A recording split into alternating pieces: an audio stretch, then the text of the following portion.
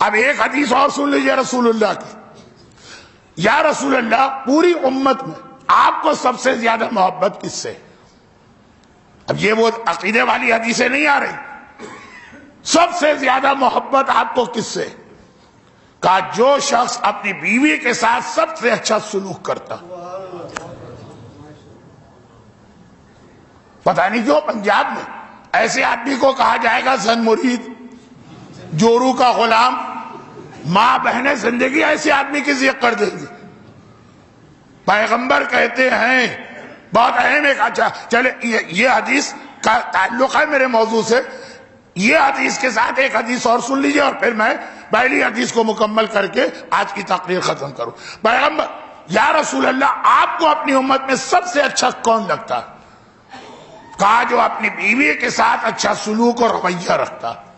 اور پھر وہ حدیث آگے جس میں 4 باتیں ہیں، ممبر سے 3 پڑھی جاتی ہیں۔ استاد حسین انصاریان نے پوری حدیث اپنی کتاب میں نقل کی۔ رسول فرماتے ہیں یہ ربیع الاول کا مہینہ بھی ہے، پیغمبر کی ولادت کا مہینہ، ہجرت کا مہینہ، تو پیغمبر کا بیان اور آخری امام اور آخری رسول کے حالات بہت میچ کرتے ہیں۔ پیغمبر فرماتے ہیں کہ جبرائیل جب میرے پاس آتے ہیں 4 چیزوں کا اتنا حکم دیتے ہیں کہ مجھے لگتا ہے کہ یہ عنقریب لازم اور واجب ہونے والی ہے۔ جب بھی آتے ہیں نماز شب کا بہت تذکرہ کرتے ہیں، اللہ کی طرف سے نماز شب، نماز کہ مجھے لگ رہا ہے کہ 5 نمازیں واجب ہے، یہ 6ٹھی نماز بھی واجب ہونے والی، یعنی اتنا یہ واجب کے قریب قریب ہے نماز شب۔ اور دوسرا مسواک،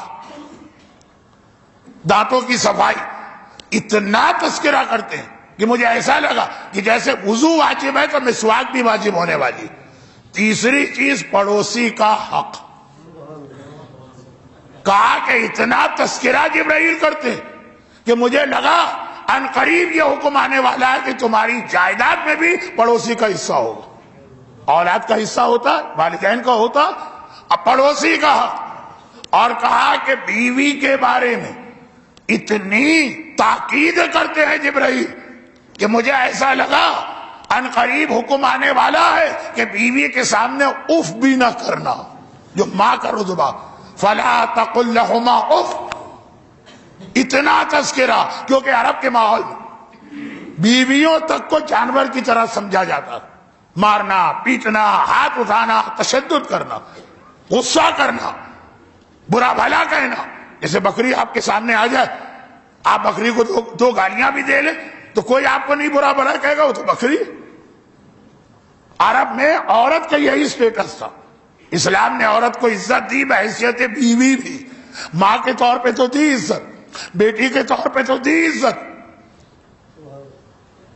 یعنی جتنا رسول اللہ نے خدیجہ طاہرہ کا تذکرہ کیا اپنی زندگی میں، اتنا نہ کبھی اپنی ماں آمنہ کا ذکر کیا، نہ اپنی بیٹی فاطمہ کا ذکر کیا۔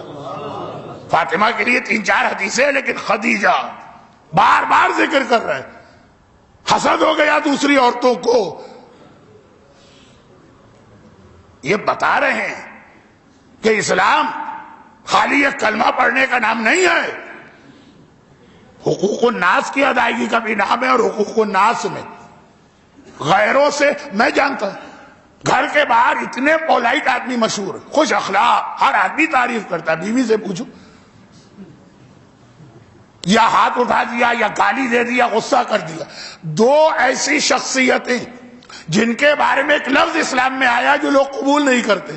ابھی میں کیونکہ یہ اعلان ہو گیا اس لیے جملہ کہہ رہا ہوں۔ پہلا عشرہ میں نے ٹورنٹو میں پڑھا، کینیڈا، دوسرا عشرہ مسیساگا میں پڑھا، کینیڈا، تیسرا عشرہ مونٹریال میں پڑھا، وہ بھی کینیڈا۔ تینوں عشروں میں یہ بات مجھے پڑھنا پڑی، لیکن وہاں لوگوں نے قبول کیا، اس لیے کہ وہاں کی حکومت کا قانون ایسا۔ میں نے کہا قبول کیا تو فائدہ کیا، اگر قبول کیا حکومت کی وجہ سے، قبول کرے اللہ اور رسول کی وجہ سے، تو ثواب تو ملے گا نا کم از کم۔ 2 چیزیں، نمبر 1 محبت، اخلاق، وہ اپنی جگہ، کہا بیوی کو عزت دو۔ ایک چیز رسپیکٹ ہوتی ہے، مولانا محبت تک تو سمجھ میں آ رہا، عزت بیوی کو دے جی. اور دوسرا اولاد. بہت چھوٹے لگتے ہیں بچے, پورے جہاں بھر کا غصہ آ کے ہم گھر میں بچوں پہ نکالتے ہیں. بچوں کو عزت دو, عزت یہ لفظ ہے روایت میں. بیوی کو عزت دو, اور محبت تو اپنی جگہ, سلوک تو اپنی جگہ, انسان سمجھو. یہ دو جملے لوگوں کی سمجھ میں نہیں آتے. ایک شیعت پر اعتراض ہے, ایک اپنے مومنین کا اعتراض. ہمارے یہاں مسئلہ ہے کہ غصے کی حالت میں طلاق دی جائے تو طلاق غلط, بہت غصہ کرو. وہ علماء تفصیل بتائیں. غیر کہتے ہیں کہ طلاق تو دی ہی غصے میں جاتی ہے, پیار محبت میں کون طلاق دیتا. کہتے ہیں یہ مسئلہ تو ہماری سمجھ میں نہیں آتا. اور اسی طرح یہ غیروں کا اعتراض. اپنے یہاں کا مسئلہ کہ اگر اولاد کوئی غلطی بھی کرے اور اسے سزا دینے کا حق ہے تو شرط یہ کہ غصے کے عالم میں سزا نہ دو. تو سزا تو دی غصے کے عالم میں جاتی ہے. غلط فہمی ہے, نہ بیوی سے غصہ جائز ہے نہ اولاد سے. میں نے یہ جملہ اس لیے کہا کہ باقی لوگوں سے تو پتا ہے لوگوں کو کہ اسلام میں غصہ حرام, مگر وہ ذرا سا مسئلہ گھر میں بھی لائی. تو بہترین مومن کون ہے؟ رسول اللہ کس سے محبت کرتے ہیں؟ جو اپنے گھر والوں کو عزت دیتا, خاص طور پر جن کو وہ چھوٹا سمجھ رہا. برحمتک یا ارحم الراحمین وصلی اللہ علی محمد وآلہ الطاہرین.